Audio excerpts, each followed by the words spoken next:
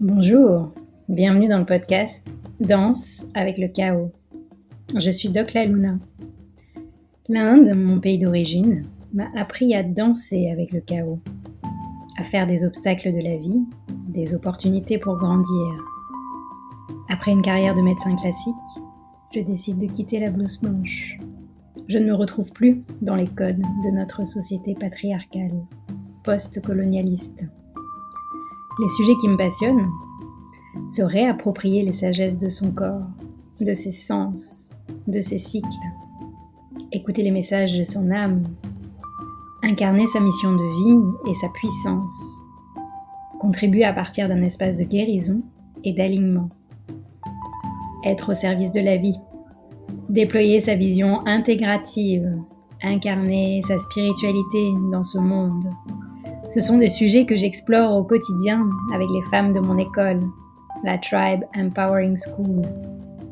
Ce podcast pour moi, c'est un rendez-vous avec mon âme et avec toutes les âmes qui souhaiteront partager un espace de reconnexion, de célébration, malgré nos doutes et les temps incertains que nous traversons. Je vous propose de transformer le chaos qui fait peur en chaos créateur. Namasté. Bienvenue dans ce nouvel épisode de Danse avec le chaos. Alors, à qui s'adresse-t-il en particulier ? À tous les amoureux et les amoureuses du vivant. Tous ceux qui prennent soin du vivant ou qui créent des espaces pour favoriser la régénération du vivant. Tous ceux qui ont compris que le vivant, la nature, c'est complexe, adaptatif et qu'on ne peut pas rester dans un raisonnement linéaire pour la comprendre. Qu'on a besoin d'intégrer de nouvelles perceptions, peut-être de nouvelles lois pour mieux en saisir la complexité. Que vous soyez dans les domaines de la transition écologique, l'économie régénérative, la facilitation, l'accompagnement d'humains et d'organisations, ou encore que vous accompagnez grâce aux médecines dites alternatives et complémentaires, bienvenue. Je pense que cet épisode va vous parler en particulier. Alors pourquoi est-ce que j'ai à cœur de faire un épisode spécifique sur l'intelligence du vivant ? Il y a deux raisons en fait. La première, c'est que c'est vraiment un sujet d'actualité. On en parle énormément aujourd'hui de l'intelligence du vivant. Je pense qu'il y a à peine 10 ans, c'était pas forcément un moteur de recherche sur Google. Il y a énormément d'articles qui sortent tous les jours, de livres, de recherches. Ça montre à quel point on a besoin de créer ces véritables espaces de transformation et d'innovation. Et ça nous montre aussi que le référentiel ne peut pas être le connu, le passé, tout ce qu'on sait contrôler. Parce que le risque en fait, quand on reprend des références anciennes, c'est de faire des photocopies un peu du passé, qu'on essaye de réactualiser à la sauce nouvelle, et ça sent le greenwashing à plein nez. Et au contraire, ça peut créer des résistances au changement chez les personnes. Donc c'est hyper important d'être sensible à ce point-là. Pour moi, il manque 3 ingrédients essentiels dans tout ce qu'on lit aujourd'hui autour de ces sujets. 3 ingrédients essentiels pour vraiment, vraiment intégrer cette intelligence du vivant et ouvrir un espace pour créer un nouveau paradigme. Donc je vais vous les partager dans cet épisode. Peut-être que vous en aurez d'autres, d'ingrédients, qui ne sont pas encore assez explicités aujourd'hui, alors n'hésitez pas à les partager. Je suis toujours curieuse de vos ressentis, de vos recherches, de vos connaissances. La deuxième raison pour laquelle j'avais vraiment à cœur de faire cet épisode aujourd'hui, c'est vraiment la trame de mon dernier projet, de mon nouveau projet, ma conférence spectacle Doc La Luna Danse avec le chaos. Donc c'est un spectacle sur la santé du futur, l'intelligence du vivant, et comment face à toutes les crises que nous traversons, nous avons besoin de développer notre capacité à créer à partir du chaos, plutôt que de lutter contre. À créer à partir de l'inconnu, de l'insaisissable, qui nous amène forcément dans l'inconfort. C'est cette fameuse résilience créatrice, je ne sais pas si c'est Boris Cyrulnik qui en parle, mais voilà, ça me parle vraiment. Et dans le spectacle, donc, j'invite le public à se reconnecter à nos 8 intelligences naturelles que l'IA n'a pas. Donc je vais aussi vous partager ces fameuses 8 intelligences dans ce podcast, qui sont vraiment la synthèse de mes 20 dernières années de recherche en santé intégrative, en sagesse ancestrale, en neurosciences et j'ai envie de dire en experte, en chaos créateur, puisqu'aujourd'hui j'ai envie de dire que c'est un peu mon métier. En tout cas c'est comme ça que je réunis toutes mes casquettes en interne. Et à la fin de l'épisode, je vous partagerai aussi où j'en suis de ce spectacle. Parce que j'ai déjà commencé à le produire en 2023. Il y a eu presque 1200 personnes qui ont vu soit l'intégralité, soit un extrait. Et j'ai vraiment envie de porter ce spectacle et ce message et tout ce qu'il nous fait vivre de manière pérenne. Et j'ai pas envie de le faire toute seule. J'ai envie de co-créer avec d'autres amoureux du vivant. Et c'est peut-être vous. Donc voilà, n'hésitez pas à rester jusqu'à la fin si vous voulez en savoir plus. Alors c'est parti. Le rituel des épisodes du podcast, c'est avant de plonger dans le vif du sujet, on se prend quelques instants avec une bulle de reconnexion pour nous synchroniser. Installez-vous confortablement, fermez les yeux, sauf si vous conduisez, bien sûr.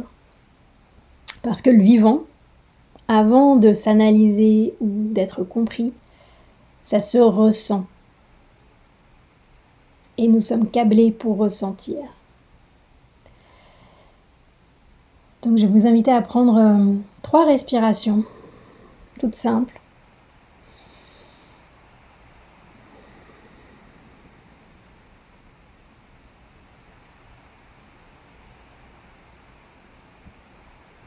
Pour revenir dans cet état de présence. Pour sentir comment l'attention peut à tout moment passer des pensées à la respiration.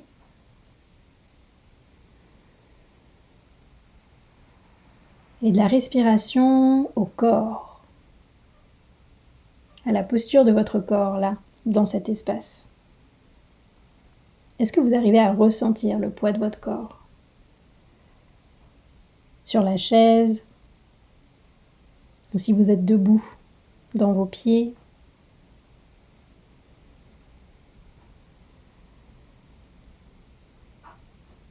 Imaginons ce qui se passe au niveau de nos cellules nerveuses qui ressentent l'information de la posture du corps.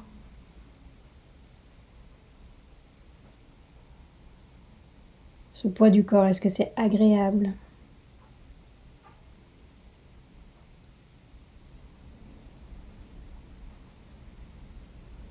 Est-ce que ça nous permet de nous connecter à un état de présence particulier ?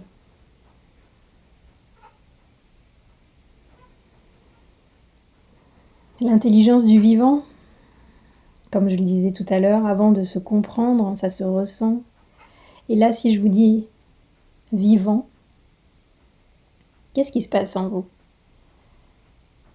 Est-ce qu'il y a des images, des sensations, des mots, des souvenirs ?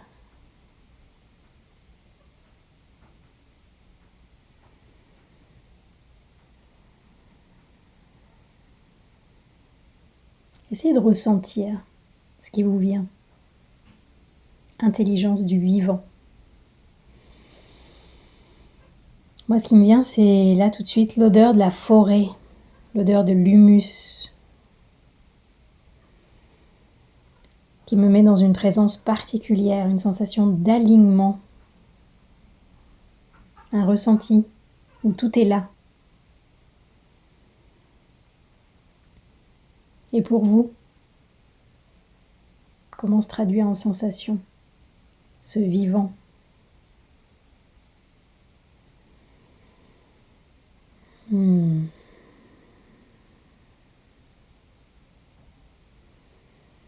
Prenez le temps de ressentir, d'accueillir, d'imaginer vos cellules en train de recevoir cette information du vivant.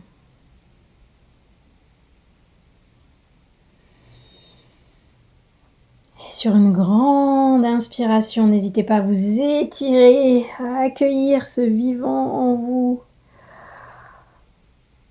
Expirez, vous pouvez bâiller, relâcher. Ah, c'est bon signe, l'oxygène arrive dans votre corps, dans votre système nerveux, dans vos cellules. Et tranquillement, si vous aviez les yeux fermés, vous allez pouvoir les ouvrir pour qu'on continue notre discussion. Alors, comme je vous le partageais en introduction, je trouve que nous vivons une période extraordinaire, très difficile certes, mais extraordinaire, car enfin, il y a un sujet qui touche tous les êtres vivants au même moment, au même endroit sur la Terre. Un sujet qui nous réunit tous. Et en plus, on a les moyens de communiquer aujourd'hui. Donc ce sujet, cette question qui brûle, c'est comment faire pour changer de paradigme ? Comment faire pour passer d'une société de consommation qui a poussé à l'extrême les inégalités, le pouvoir, la répartition des richesses, où on est confronté tous les jours à plein d'aberrations au niveau microscopique, à l'échelle individuelle, mais aussi à l'échelle sociétale. Comment est-ce qu'on peut passer de ça à une société plus vertueuse, plus régénérative, de collaboration, d'interconnexion ? Parce qu'au final, je crois qu'on est tous à vouloir vivre le plus longtemps possible et le mieux sur cette planète. Et il n'y en a pas 10 milliards de planètes, donc je pense que nous avons dépassé la masse critique de gens sensibles, sensibilisés, y compris dans les milieux conventionnels, où on commence à parler d'intelligence intuitive, d'intelligence spirituelle, d'intelligence du cœur. Seulement voilà, on est nombreux, mais on se sent isolés. On se sent un peu comme des extraterrestres dans nos milieux respectifs. Et j'observe que pour rester intégré au système, on reste dans les règles du jeu du système, c'est-à-dire l'analyse, la description des faits, les chiffres, les concepts. Et je dis pas qu'il faut rejeter ça, mais là où pour moi, il manque 3 ingrédients essentiels pour vraiment embarquer les humains dans cette aventure transformatrice de l'intelligence du vivant et de prendre soin du vivant, ces 3 ingrédients, on les a en nous. Et je pense que si vous écoutez cet épisode, ce podcast, vous les avez intuitivement déjà là. Vous les travaillez peut-être déjà, vous les exprimez peut-être déjà, mais moi je trouvais ça intéressant de les poser, de les nommer, de les célébrer. Le premier ingrédient, vous l'avez compris, c'est pour moi le verbe ressentir et passer par le corps. Les rapports, c'est très bien, c'est important aujourd'hui pour réunir des opinions ensemble, mais l'étape indispensable, c'est de ressentir aussi. On a la chance d'avoir un système nerveux, en particulier un système nerveux sensitif et sensoriel, que on utilise à peine à 5%, je pense. On a tellement surinvesti ces derniers siècles dans le système nerveux analytique et moteur, puisque c'est ce qu'on valorise aujourd'hui dans notre société, la société occidentale, qu'on a oublié nos capacités sensorielles. Si vous voulez en savoir plus sur les causes de cette amputation de notre système nerveux, j'en ai fait un TEDx en 2022, donc je vous mettrai le lien sous l'épisode si vous avez envie d'en savoir plus. Et donc pour moi, on ne peut pas aborder pleinement la complexité de l'intelligence du vivant en l'étudiant uniquement à travers un tube à essai. On doit plonger dans ce tube à essai, on doit se mouiller. On doit intégrer que notre vie, notre environnement est un tube à essai grandeur nature. Et pour plonger dans ce tube à essai, intégrer ces réalités plus complexes, concrètement, ça veut dire quoi ? Ça veut dire qu'on a besoin de rééduquer tout notre corps. Rééduquer notre manière d'être à l'écoute de ce corps, mais aussi de nos émotions et de nos ressentis.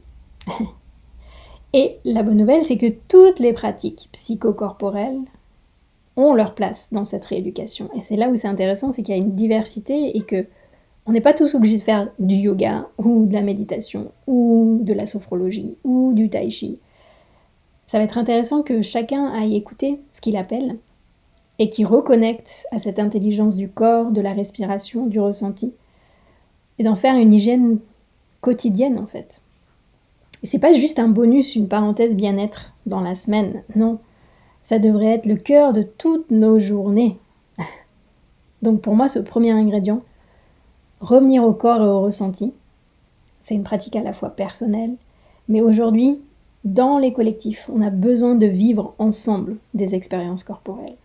Cette dimension-là, elle est essentielle, si on veut vraiment passer à l'étape de la transformation et de l'intégration de l'intelligence du vivant. Le deuxième ingrédient, donc c'est encore un verbe, et j'adore ce verbe, c'est le verbe intégrer.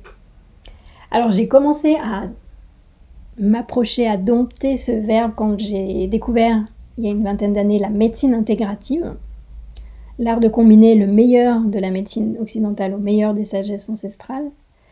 Mais en cheminant à travers la compréhension de cette médecine intégrative, l'historique, et comment faire pour créer des systèmes intégratifs, j'ai compris que c'était, au-delà de la médecine, c'était un art d'être, un art de vivre, de modeler son système nerveux pour lui permettre de remplacer le ou par le et.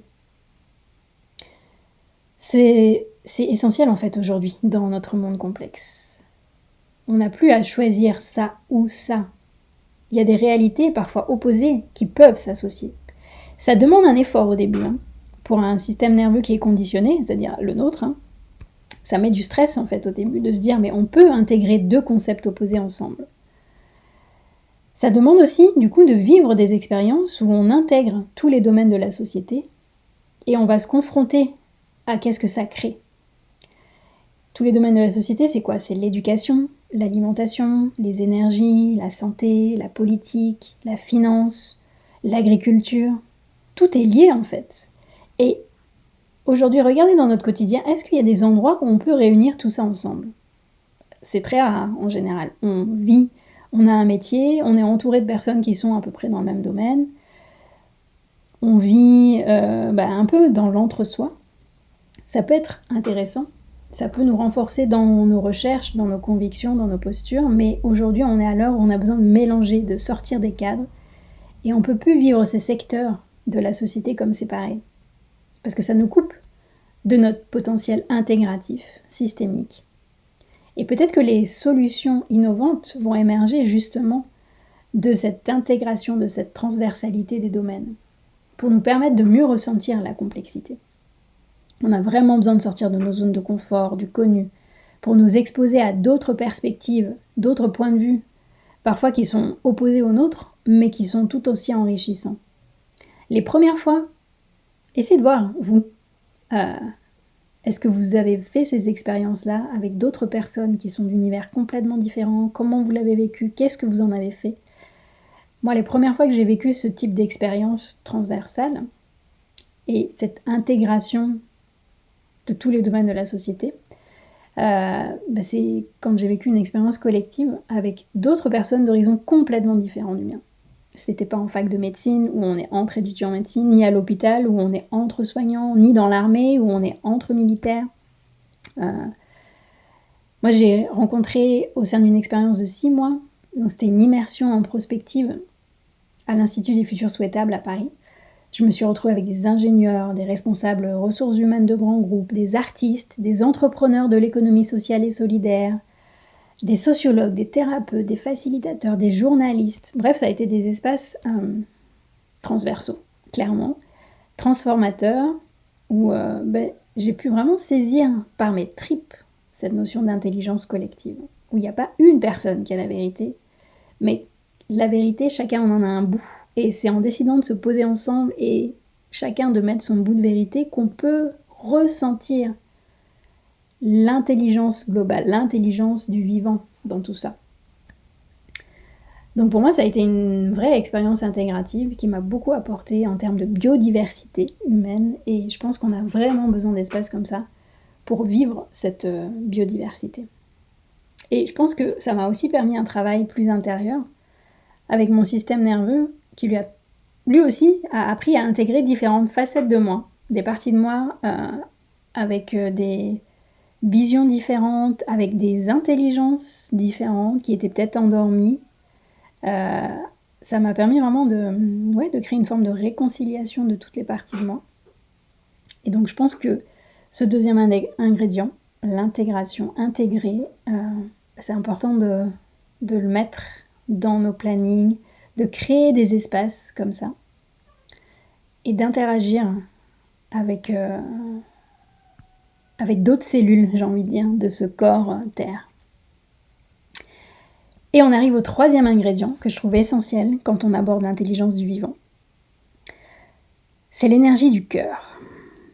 Là encore, c'est une autre manière de sortir des rapports, des statistiques, pour remettre les qualités du cœur dont on a vraiment besoin, parce que c'est pas facile aujourd'hui.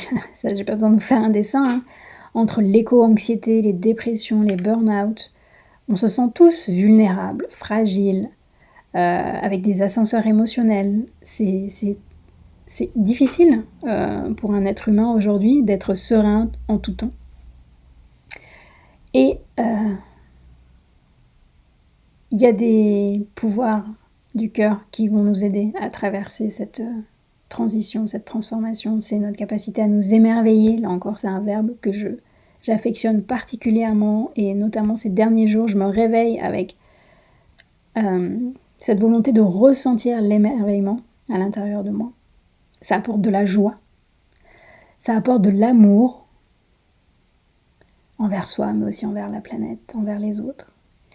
Et enfin, une qualité du cœur dont on ne pense pas forcément tout le temps, c'est l'humour. Donc je vais vous en parler aussi. Et ça ne veut pas dire que du coup, si on adopte ces qualités du cœur, tout va devenir rose, fluide, magnifique, positif. Non, c'est normal. Je pense que c'est aussi important d'intégrer les périodes de résistance, de fatigue, d'inaction, de doute, de démotivation, d'avoir envie d'en finir, d'appuyer sur le bouton off. En fait, c'est tellement intense ce qu'on est en train de vivre. Hein. Et moi, ce qui m'aide à tenir vraiment, comme je vous le disais, c'est cet émerveillement, cet amour et comment cultiver la joie avec des choses simples de la vie. Pour moi, ça fait partie de l'intelligence du vivant. Et l'humour, donc ça c'est une qualité, j'ai envie de dire, qui m'est arrivée assez récemment, en fin 2022. Je me suis rendu compte que c'était un vrai baume au cœur. Là où avant je voyais l'humour comme une fuite face aux réalités concrètes, aujourd'hui je me rends compte que l'humour peut être aussi incarné et vécu et partagé pour nous rappeler notre humilité. Nous rappeler que en fait on n'est qu'une poussière d'étoiles, une microseconde, une nanoseconde dans l'histoire de la Terre, de l'univers, et que peut-être notre seul job c'est d'expérimenter pleinement cette expérience humaine. Et c'est ok si c'est pas parfait. Je me rends compte que dans les milieux de l'écologie, des médecines alternatives et complémentaires, on se met une forme de pression de la performance. Alors oui, engageons-nous, oui, posons des actions concrètes. Mais oui, amusons-nous aussi, intégrons-le et il revient cet ingrédient-là partout. Voilà, alors, moi j'aimerais savoir ce que vous pensez de ces 3 ingrédients. Est-ce que vous arrivez à les cultiver au quotidien? Est-ce qu'ils vous parlent? Et est-ce que vous en avez d'autres? Je suis curieuse. Donc c'est, pour moi, l'ingrédient essentiel, c'est ressentir, revenir dans le corps et développer des pratiques quotidiennes pour vraiment... comment on pourrait dire, pour développer sa gamme musicale du vivant. Deuxième ingrédient, c'est intégrer les domaines, intégrer les personnes, aller à la rencontre d'autres points de vue, s'initier finalement à cette vision systémique et intégrative dans son quotidien. Et enfin, s'émerveiller. Comment vous faites, vous, pour mettre cet ingrédient dans votre agenda?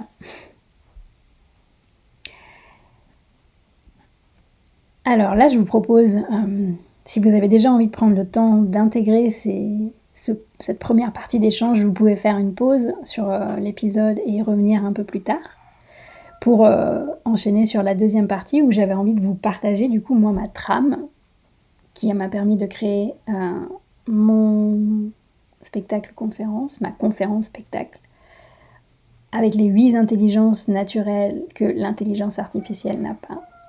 Et sinon, si vous êtes dans la lancée, dans la vague et que vous avez envie qu'on continue, bah alors c'est parti, allons-y.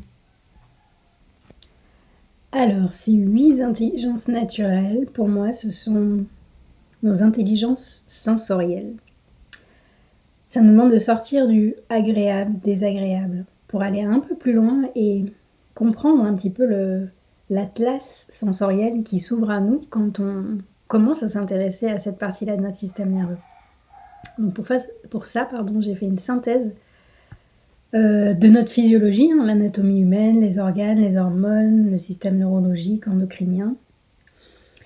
Une synthèse aussi de l'écologie, biologie et géologie, en intégrant aussi la physiologie végétale, minérale, animale et le monde des champignons. Et puis, j'ai aussi intégré l'anatomie énergétique. Donc c'est un peu plus subtil, c'est l'anatomie des chakras, ces fameux centres énergétiques que l'on retrouve en Ayurveda, en yoga, qui sont des ponts entre le corps physique, le corps émotionnel, le corps sensoriel, le corps mental et le corps spirituel. Voilà. À quoi ça sert de connaître ces 8 intelligences qui pour moi sont finalement cette intelligence du vivant dont on parle? D'apprendre à les ressentir dans son quotidien, de les développer, de voir quelles sont déjà les tâches, les activités qui nous permettent de les développer et de voir à quel endroit on pourrait les développer encore plus. Ça va nous permettre de naviguer entre ces deux états, ces deux mondes, j'ai envie de dire, ces deux paradigmes, où on ne sait pas encore ce qui va émerger de ce nouveau système régénératif, mais en tout cas dans cette transition, on se sent suffisamment en sécurité dans notre créativité, avec notre énergie et avec tous les ingrédients nécessaires pour s'adapter, évoluer et continuer à créer. Donc la première intelligence naturelle, sensorielle que je décris dans mon spectacle, c'est l'intelligence proprioceptive. En gros, on est des mammifères et on a besoin de ressentir notre corps pour évoluer dans notre environnement, nous sentir en sécurité, pour nous développer, pour nous épanouir et pour nous régénérer. Ça veut dire quoi en fait?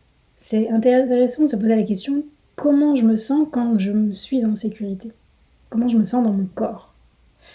Et là où notre anatomie est très bien faite, je ne sais pas si vous savez, mais on a 14 000 terminaisons nerveuses au niveau des plantes de pied. Donc on a besoin de stimuler et de ressentir ces terminaisons nerveuses comme un arbre en fait, pour nous sentir ancrés, stables, en sécurité justement, et sentir l'environnement dans lequel on évolue comme un environnement qui nous aide, qui nous soutient. Pour la petite anecdote physiologique, en fait, cette intelligence proprioceptive nous relie à l'énergie du premier chakra, le chakra racine en bas de la colonne vertébrale, qui nous ancre justement comme un arbre. Et c'est aussi en lien avec nos surrénales, qui sont ces deux petites glandes au-dessus des reins, qui sécrètent l'adrénaline, la cortisone, et donc ce sont des neurotransmetteurs et hormones qui nous permettent de répondre à un stress, de nous adapter à l'environnement changeant. Et quand ces surrénales fonctionnent bien, elles savent à quel moment s'allumer pour nous adapter, à quel moment se mettre au repos pour nous régénérer. Et c'est vraiment en lien avec cette intelligence proprioceptive.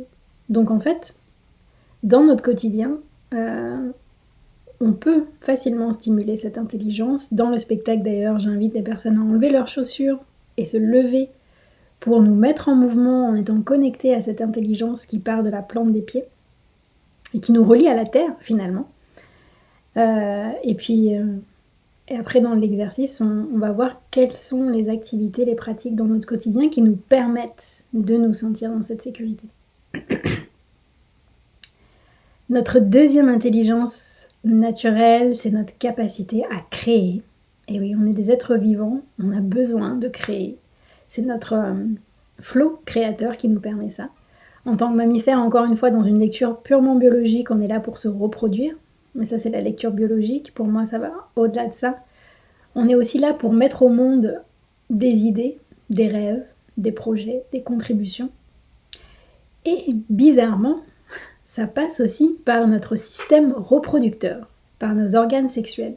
Les ovaires pour les femmes, les testicules pour les hommes, mais là encore, ça va au-delà de notre corps physique. Dans les Védas, encore une fois, Et dans le tantra, on souligne à quel point, en tant qu'être vivant, nous avons besoin de nous sentir créateurs, créatrices de nos vies, et ça passe par nos organes génitaux, par la sexualité, certes, mais finalement, quand on crée, rappelez-vous les dernières fois où vous vous êtes senti dans votre flow créateur. Je sais pas moi, vous regardez les enfants quand ils sont en train de dessiner, parfois ils sont au sol, le ventre sur le sol, sur la terre, et ils partent dans leur exploration créatrice. En fait, ils sont en dehors du temps, et nous aussi, en tant qu'adultes, on peut avoir ces moments de flow. C'est Mihaly Csikszentmihalyi, le psychologue, qui le décrit, ce flow qui nous extrait du temps linéaire et qui nous régénère d'ailleurs. Ben ça, c'est une intelligence que nous avons en nous. Posez-vous la question, c'est quand les dernières fois que vous vous êtes senti dans votre flow créateur? Et il n'y a pas de bonne ou de mauvaise réponse. Il y a des moments où on est dans une phase créative de notre vie et c'est ok. Il y a des moments où au contraire on se sent coupé. Le plus important, c'est de l'observer. Déjà, c'est une première étape indispensable. Dans le spectacle, on va aussi faire une pratique qui nous permet d'activer cette intelligence créatrice. Donc ça passe aussi par le corps, par la connexion, la mise en mouvement de notre bassin, où se trouve cette intelligence créatrice. En fait, quand on fait des mouvements, quand on respire, en étant connecté à notre bassin, on oxygène finalement les cellules de notre bassin, on oxygène nos organes reproducteurs, on oxygène aussi notre capacité à créer, à imaginer des nouvelles réalités. Et ça passe par le plaisir, en fait. C'est ça qui est intéressant, c'est que dans la sensorialité de la créativité, qu'est-ce qui met dans le plaisir, dans la sensorialité, dans l'appétit? Et ça aussi, c'est une pratique pas forcément évidente quand on vient de notre monde conventionnel, parce que c'est très tabou le corps, hein, donc c'est un petit challenge, mais je trouve que c'est vraiment essentiel, et c'est là où c'est intéressant quand on s'intéresse un petit peu aux différentes cultures du monde, c'est que dans toutes les danses, de toutes les parties du monde, il y a des danses qui nous reconnectent à cette sensualité, à ce bassin. La danse orientale, la danse africaine, la salsa, la bachata, toutes les danses tribales en fait nous ramènent à cette capacité que l'on a, cette intelligence que l'on a de créer. Donc c'est peut-être l'occasion de se mettre à un cours de danse. Troisième intelligence naturelle que je trouve indispensable aujourd'hui, et ça c'est une bonne nouvelle, on en parle depuis plus de 10 ans maintenant, grâce aux neurosciences notamment, et on a compris que notre cerveau c'était pas que dans notre boîte crânienne, c'est aussi dans notre ventre, dans nos tripes. C'est notre microbiote, cette fameuse flore intestinale. On a réalisé que finalement, on aurait plus d'ADN de bactéries que d'ADN d'humains, finalement. Tellement on a de bactéries qui sont là et qui contribuent pour nous, qui nous permettent de digérer les aliments que l'on mange et de transformer ces aliments en nutriments, en énergie. Parce qu'on a besoin de cette intelligence-là pour remplir nos réservoirs d'énergie, j'ai envie de dire, gagner en clarté au niveau du mental et poser des actions justes qui sont alignées avec qui nous sommes, qui sont alignées avec nos valeurs et qui font sens dans notre vie. La question de l'énergie est essentielle aujourd'hui où beaucoup de personnes souffrent de burn-out, de batterie à plat, d'épuisement professionnel, et ça passe aussi en partie par notre microbiote avec notre alimentation qui est vraiment déconnectée du vivant. Et ça va pas en s'améliorant hein, quand on regarde les différentes normes européennes qui commencent à être introduites dans l'univers de l'alimentation. Donc c'est à nous d'aller nous connecter à une alimentation le plus en lien avec la nature, avec le vivant, pour nourrir ce microbiote. Et là encore, à titre d'humour dans le spectacle, en fait, je propose au public de s'activer, de se connecter à l'intelligence du microbiote avec une respiration du feu et avec Shakira, puisque c'est aussi une manière en fait de rendre hommage à ce microbiote et à nous connecter à l'élément feu qui est en lien avec cette troisième intelligence du microbiote. Le feu qui permet de transformer non seulement les aliments en nutriments et en cellules, et en énergie, mais aussi ce feu qui nous permet de transformer un état inconfortable, une émotion désagréable, en émotion créative, en émotion qui va nous permettre d'avancer, de changer, de transformer des réalités, de transformer des choses dans nos vies qui ne sont plus alignées avec nous. On arrive à notre 4e intelligence, l'intelligence du cœur. On sait aujourd'hui l'impact qu'a l'empathie, l'altruisme, la gratitude, que ça nous fait du bien déjà à nous, en termes de physiologie pour nous, mais aussi ça fait du bien aux autres, ça fait du bien à la santé du collectif. Et on peut aller encore un peu plus loin dans cette intelligence du cœur. On l'a un peu abordé en première partie de ce podcast, où je vous parlais de notre capacité à nous émerveiller, à nous connecter à l'énergie d'amour, à nous connecter à l'humour. Et il y a une dimension très importante dans cette intelligence-là, qui est que quand on apprend à cultiver l'amour de soi, on va aussi développer cette capacité à être en amour de toutes nos émotions, de tous nos ressentis. On n'est plus dans les émotions positives et négatives, on rentre dans le fait qu'on a besoin de toutes nos émotions, y compris celles qui sont désagréables, pour grandir.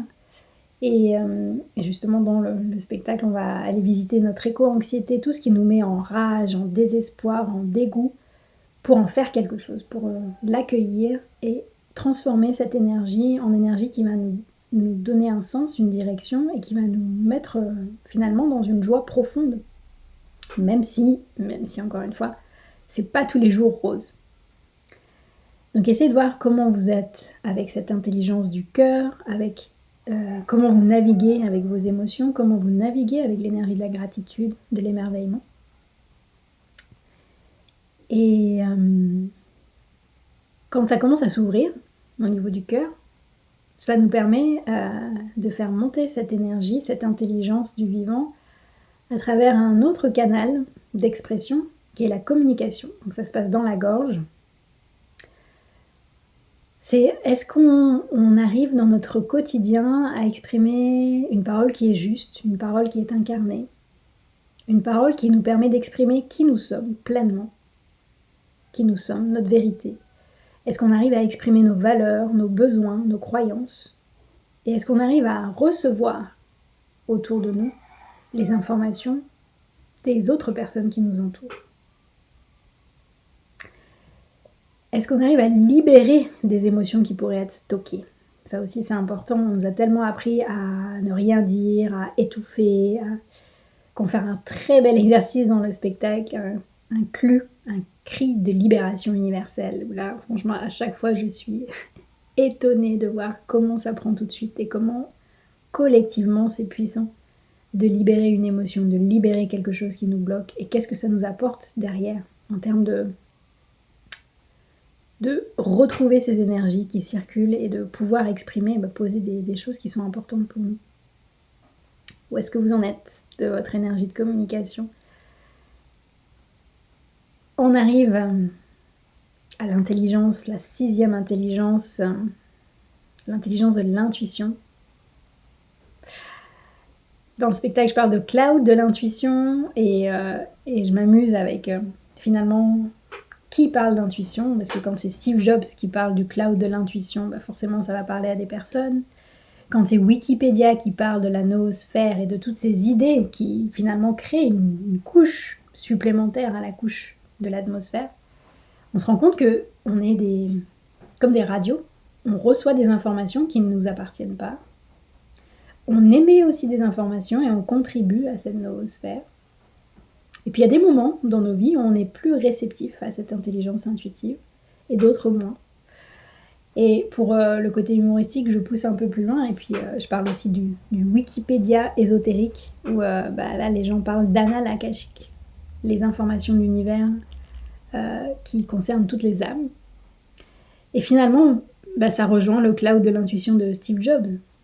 C'est ça qui est intéressant, c'est qu'au final, on est tous quelque part dans cette même recherche de compréhension de l'intelligence du vivant, chacun avec des mots et des références différentes, mais est-ce qu'on n'est pas finalement tous tournés vers le même objectif? Où est-ce que vous en êtes de votre intuition? Là, pour la petite histoire dans le spectacle, Je parle de comment est-ce qu'on a une mémoire intuitive. Il y a des moments dans nos vies où les premières fois qu'on est sorti de nos zones de confort, qu'on a osé faire quelque chose de nouveau, comme inviter un garçon sur une piste de danse dans une boum, ou quand on a manqué de sommeil aussi. Ça, je parle pour les gens qui fonctionnent par système de garde, qui dorment pas pendant des nuits. Il y a des moments où on est tellement explosé que le mental il est un peu en off, et du coup c'est des fenêtres, j'appelle ça des gaps, où on est plus à même d'être à l'écoute de flash intuitifs. Et donc dans le spectacle on se crée notre playlist musicale de l'adolescence, parce qu'avec ces musiques là des premières fois, ça nous met dans cette sortie de zone de confort et ça nous permet de nous connecter à cette intelligence intuitive. Donc il y a notamment Thriller de Michael Jackson, les Spice Girls. Bref, c'est un moment hyper ludique dans le spectacle, justement, où on va visiter cette intelligence intuitive. On arrive à notre 7e intelligence. Ça va, vous êtes toujours là, vous suivez? Je ferai un petit résumé juste après là. 7e intelligence, on pourrait l'appeler l'intelligence spirituelle. C'est cette part de nous qui nous rappelle qu'on fait partie du grand tout, que certes on est un être humain incarné avec une fonction, avec des relations, avec une famille, avec un métier, mais on est aussi une étincelle quelque part dans ce grand tout, dans cette intelligence universelle. On est peut-être une âme immortelle, là où certains vont parler de transhumanisme, de défier la mort, d'autres vont parler de sobriété heureuse et comment prendre soin de cette capacité à se régénérer et à régénérer nos écosystèmes. C'est là où le parallèle, je trouve ça toujours intéressant de faire un parallèle avec notre physiologie. Donc cette septième intelligence, elle nous relie au 7e chakra, le chakra couronne, qui est en lien aussi avec une glande qu'on appelle l'épiphyse, qu'on a dans le cerveau. Cette fameuse glande qu'on peut appeler on-off, qui allume notre vigilance ou qui l'éteint, qui fait qu'on est soit dans un état d'éveil ou un état de sommeil. En fait, c'est pas aussi binaire que ça, cette épiphyse. Elle nous permet de naviguer dans différents états de conscience. Et ça, il y en a des milliers et des milliers d'états de conscience. Et ce qui est intéressant, c'est que là, les conditionnements que l'on a fait qu'on est souvent dans un état de conscience de stress ou de réaction, mais en apprenant justement des pratiques de méditation, de contemplation, on peut petit à petit basculer vers des états de conscience plus régénératifs, qui nous permet de ressentir d'autres possibilités, d'autres réalités, et de modifier notre perception au vivant. Et voilà, nous arrivons à notre 8e et dernière intelligence. Et là, pour ceux qui connaissent un peu les chakras, vous allez me dire, oui, mais il n'y a que 7 chakras. Cette 8e intelligence, j'ai envie de dire que c'est un peu la quintessence de nos autres intelligences. C'est notre capacité à nous relier à l'instant présent. Et là, beaucoup de scientifiques et de pratiquants de méditation sont d'accord sur ce sujet-là. Notre capacité à amener notre attention dans l'ici et maintenant, c'est vraiment un super pouvoir. Aujourd'hui, dans le monde dans lequel on vit, où tout va vite, où on est sans cesse ballotté entre le métaverse, le chat GPT, tout ce qui est artificiel, et tout nous déconnecte de l'instant présent pour nous amener soit dans les ruminations du passé, soit dans les projections du futur. Ça ne veut pas dire qu'il faut arrêter de se référer au passé ou d'imaginer de nouveaux scénarios. Non, on en a besoin. Mais c'est de revenir en permanence, d'entraîner notre attention à revenir à la maison, dans l'ici et maintenant, parce que c'est là où on peut être acteur. C'est là où on peut être complètement aligné avec nos énergies, nos valeurs, nos intentions, nos envies de contribuer et pouvoir manifester, de passer d'une idée à une action concrète, à un projet. Donc cette attention à l'instant présent, l'ici et le maintenant, pour moi c'est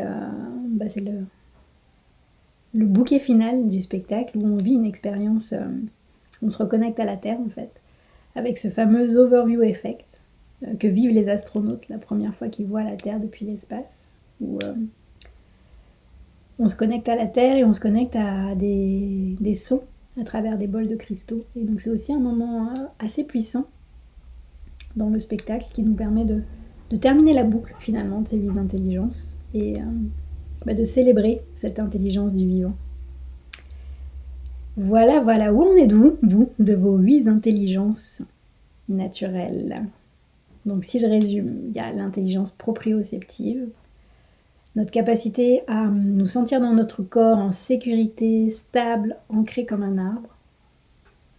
Vous pourriez vous poser la question de 0 à 8, où est-ce que je me situe en ce moment? 0, c'est pas du tout. Et 8, c'est ouais, je suis hyper ancré. Et rappelez-vous, il n'y a pas de bonne ou de mauvaise réponse. C'est juste une météo du moment qui vous permet de savoir où vous en êtes. Où en suis-je de ma deuxième intelligence, l'intelligence créatrice, le flow créateur?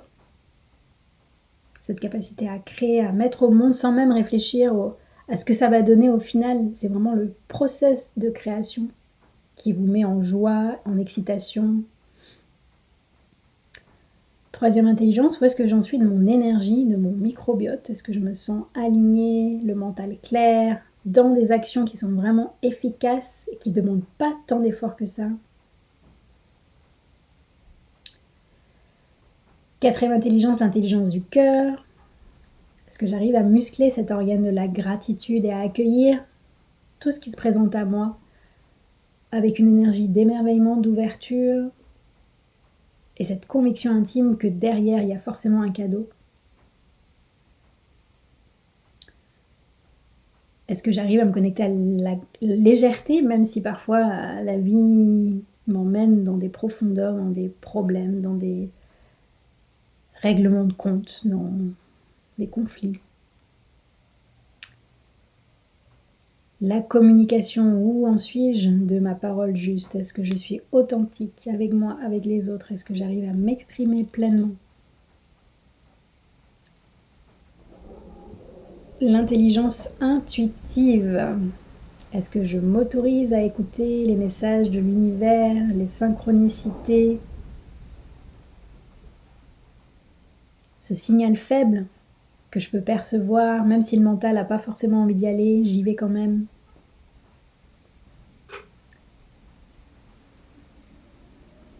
Où en suis-je de mon intelligence spirituelle, la septième intelligence? Est-ce que je fais confiance au grand tout? Est-ce que je me relie souvent à mon âme, à cette essence, à la source?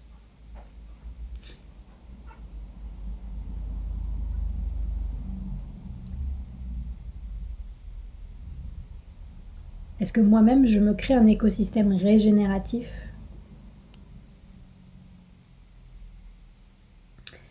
Et où en suis-je à ma capacité à être dans l'instant présent?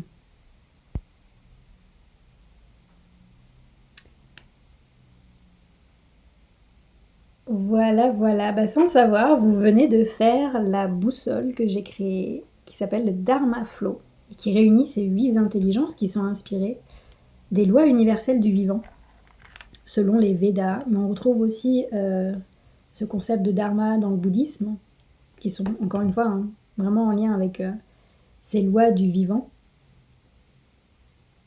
Et c'est un outil puissant pour nous guider dans notre quotidien, dans notre mission, dans notre vision, notre contribution, pour prendre soin du vivant en nous et autour de nous. Dans le spectacle, justement, pour chaque intelligence, donc comme je vous le disais, on va vivre une pratique ensemble, collectivement, qui nous permet de ressentir déjà pour soi cette intelligence, de remplir cette boussole en répondant à des questions dans un carnet qui est offert au public, et puis de le vivre en collectif. Ça apporte cette dimension intégrative dont je vous parlais en première partie de l'épisode. Est-ce que ça vous parle, ces intelligences? Est-ce que ça vous met en joie comme moi d'écouter, d'expérimenter avec votre tube à essai intérieur? Est-ce que comme moi, vous voyez aussi le potentiel derrière ces 8 intelligences? Comment créer des espaces de transformation collective en partant de ces 8 intelligences naturelles? Vous imaginez dans des équipes pouvoir partager avec ses managers, ses collaborateurs, quelles sont les pratiques, les tâches, la vision de l'entreprise qui active telle ou telle intelligence, à la fois individuellement mais aussi collectivement. Vous imaginez? Qu'est-ce qui, moi par exemple, en tant qu'élément d'un système, me met en sécurité? Et qu'est-ce qui, toi, te met en sécurité? Et puis, si on imaginait ensemble, qu'est-ce qui mettrait en sécurité tout le système? Qu'est-ce qui met en sécurité toute l'équipe? Qu'est-ce qui nous régénère? Qu'est-ce qui peut régénérer l'équipe? Et comment faire un point régulier de ces 8 intelligences, incarnées par chaque membre de l'équipe, mais aussi par l'équipe elle-même? Au-delà d'un outil de compréhension, je vois que c'est un outil de réappropriation et un guide de transformation directement connecté à l'intelligence du vivant. Et surtout, ce n'est pas des solutions qui viennent de l'extérieur, mais c'est un terrain propice pour faire émerger des pratiques, des compréhensions qui existent déjà au sein des équipes. Mon rêve, vraiment, là, à ce stade, c'est de réunir une équipe de facilitateurs en intelligence collective, de coachs, et de proposer, après le spectacle, qui est vraiment un temps de divertissement et de communion, j'ai envie de dire, à plusieurs, c'est de proposer derrière ces espaces de facilitation sur une demi-journée pour qu'on puisse vraiment expérimenter cette boussole, ces intelligences, à la fois soit avec soi-même, mais aussi soit en petit groupe et soit avec son équipe, pour en faire quelque chose et pour en faire une trame de transformation et de création d'écosystèmes régénératifs. Alors voilà, si ce projet vous appelle, si vous sentez que ça réveille votre intelligence créative, n'hésitez pas à me contacter. Je suis vraiment dans une phase d'imaginer différents possibles et j'ai envie de co-créer aussi. Je vous laisse mon email sous l'épisode, c'est hello@latribe.info. Donc si vous êtes intéressé, écrivez-moi un mail, n'hésitez pas à m'en dire plus sur vous, sur votre parcours, qui vous êtes, qu'est-ce qui vous anime, comment est-ce que cet épisode a résonné pour vous, en quoi est-ce que vous voyez votre contribution dedans. Est-ce que vous intervenez déjà dans des lieux, dans des entreprises, dans des environnements particuliers? Et sur quel sujet vous intervenez pour qu'on puisse imaginer justement qu'est-ce qui pourrait être un élément commun qui va faire qu'on va pouvoir co-créer ensemble. Voilà, je vous souhaite une très belle journée, une très belle soirée et j'ai hâte de vous retrouver pour un prochain épisode.